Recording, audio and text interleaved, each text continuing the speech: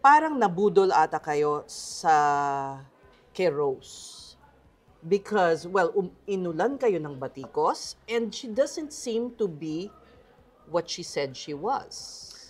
Is that correct? Na drug addict siya, na hindi niya kinuha yung, well, there's that version. Hindi niya kinuha yung kanyang cutter doon. It's actually a drug and sex then, supposedly, that in Burnal. Loaded yung question mo. Can I cut it up into 3? Okay. First of all, hindi kami nabudol. Sige. Lahat ng kaso na similar kay Rose, kasi we have this running program called Pag-abot Program. Yes. Since 2023, iba it's pa been yun sa running. AKAP. Iba pa yan. Sige. Pag-abot since 2023, when I joined the department, ang instruction ng presidente, walang pamilyang Pilipino dapat nakatira sa lansangan. So we created... Talagang priority ni Pangulo yun? Yes, to expand social protection, lalong-lalo na sa mga walang-wala talaga. Hindi kami nabudol because lahat to dumadaan sa assessment ng social worker. Okay. Hindi naman yung 80,000, hindi nang galing yan sa hangin.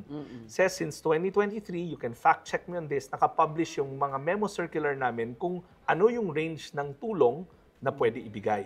80,000 is the maximum. Bakit 80,000? Lahat yan dumadaan sa case management ng social worker. The social worker assessed that 80,000 is the right amount for Rose. And kung isipin mo, Ses, the 80,000 is not merely 80,000 in material assistance. People think kasi pera, inabutan nyo. Inabutan, pero it's done in tranches. Yung 80,000 pera yun, cash? Pera yun, pero sasamahan ka ng aming social worker. Like in Rose's case, it's for a sari-sari store.